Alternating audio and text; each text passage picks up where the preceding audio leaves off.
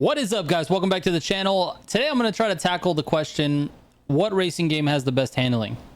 Let's go.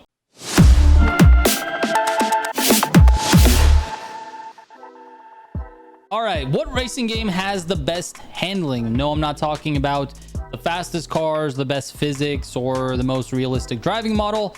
I'm talking about something much harder to measure, like insanely hard to measure, because it's all feeling.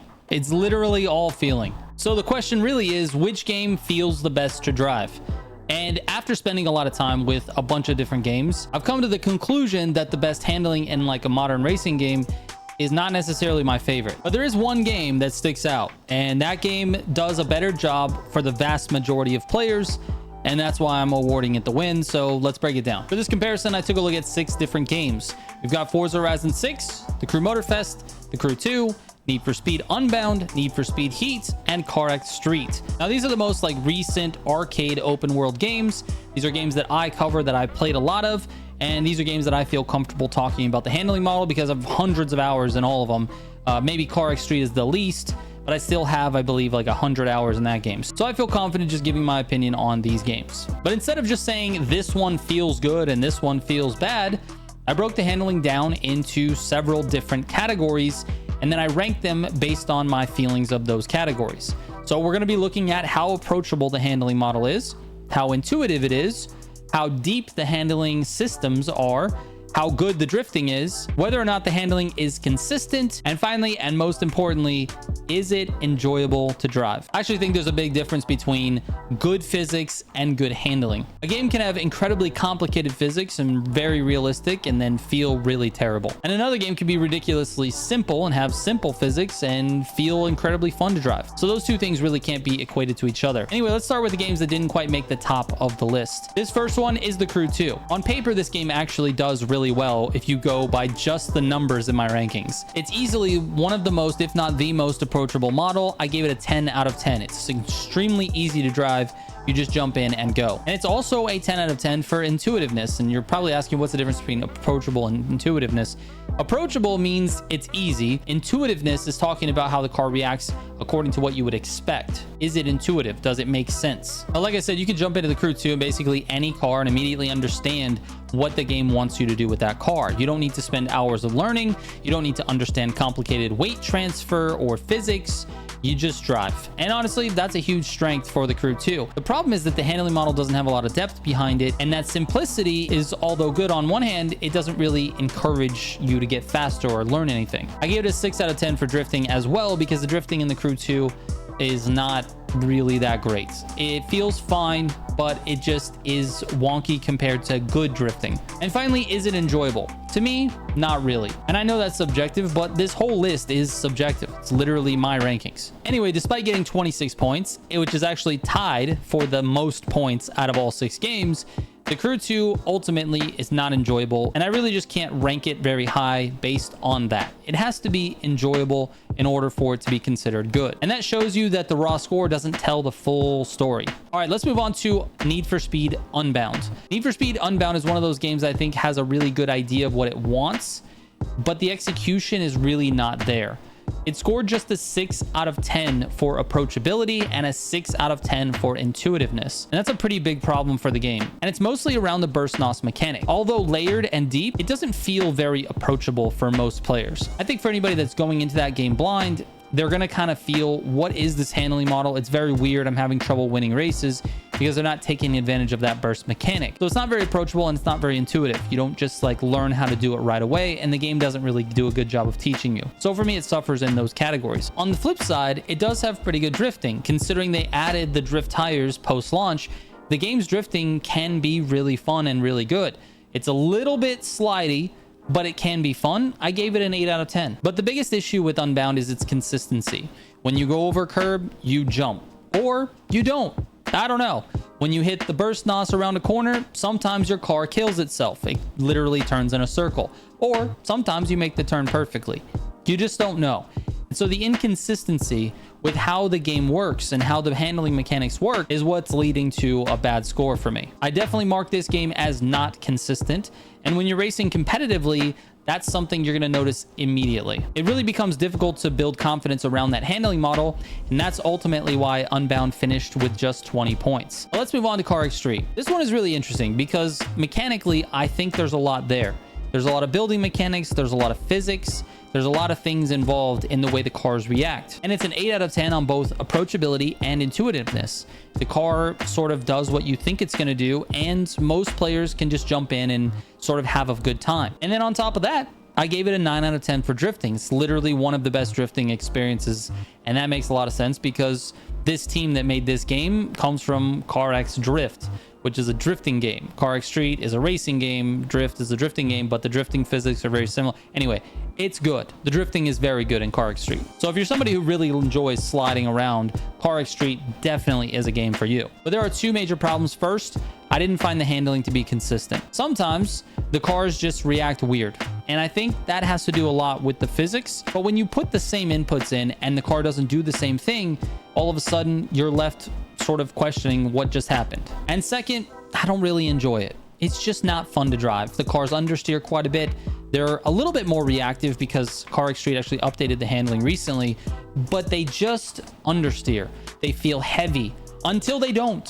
When they're flying through the air, if you crash, it's crazy. But when you're driving the cars, they feel heavy and they feel difficult to turn, and then all of a sudden they get light and slide, and you just don't really know what to expect every time you drive, and so that's not really that enjoyable for me. But that's why CarX Street ends up with 25 points, which is technically higher than Need for Speed Heat, but I would still rather drive in Heat. And that brings me to one of my personal favorite handling models on this entire list, and that's Need for Speed Heat. This is probably the biggest example of the numbers not telling the full story. Heat is incredibly approachable. I gave it a 10 out of 10. It's very good for intuitiveness. It makes sense. It's an 8 out of 10 there.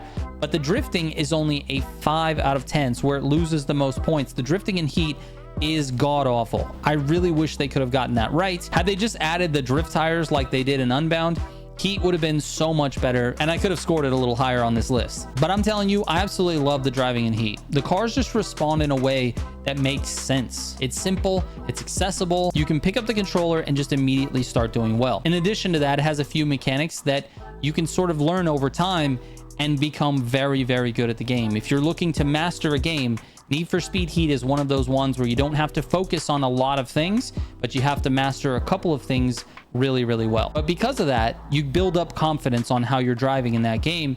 And I think over time, people really start to enjoy how this game drives.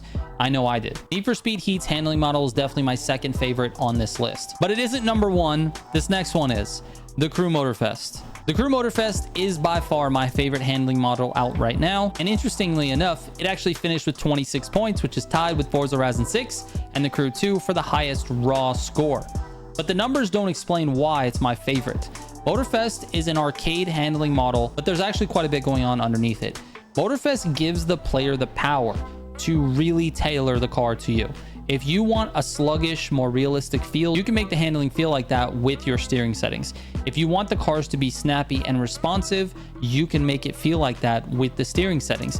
If you want direct one-to-one steering like you would get if you were running a wheel, you can make it feel like that with the steering settings. Motorfest really empowers the player to sort of customize and design the handling model around what they prefer. And I think that is something that should be in every single game. So Motorfest, for me, is by far my favorite. I gave it a 9 out of 10 for approachability because new players don't really have a problem with it. I gave it a 9 out of 10 for intuitiveness because it really makes sense what the car is doing and what your inputs are. I gave it an 8 out of 10 for drifting because it's actually pretty okay. I mean, I feel like it could use a little work, but it's not the worst. So I gave it an 8 out of 10. And that's honestly a really strong combination, especially when you think about those steering settings. It's easy enough that you can just jump in and immediately have fun with the game. But there's also enough depth that you can learn some things and feel like you've mastered some concepts. And that's honestly the sweet spot that I'm looking for. But there's another reason Motorfest wins in my heart. It just feels fun. And I think that's something that we sometimes forget when we get too obsessed with like the physics and the realism and the competitive driving.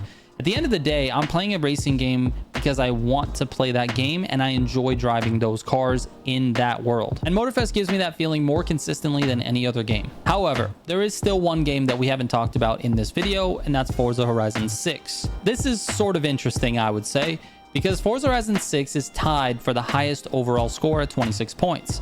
But unlike the Crew 2, I actually marked it as enjoyable. Now that enjoyable has a little asterisk next to it because I think it's not quite as enjoyable as Motorfest or as Need for Speed Heat.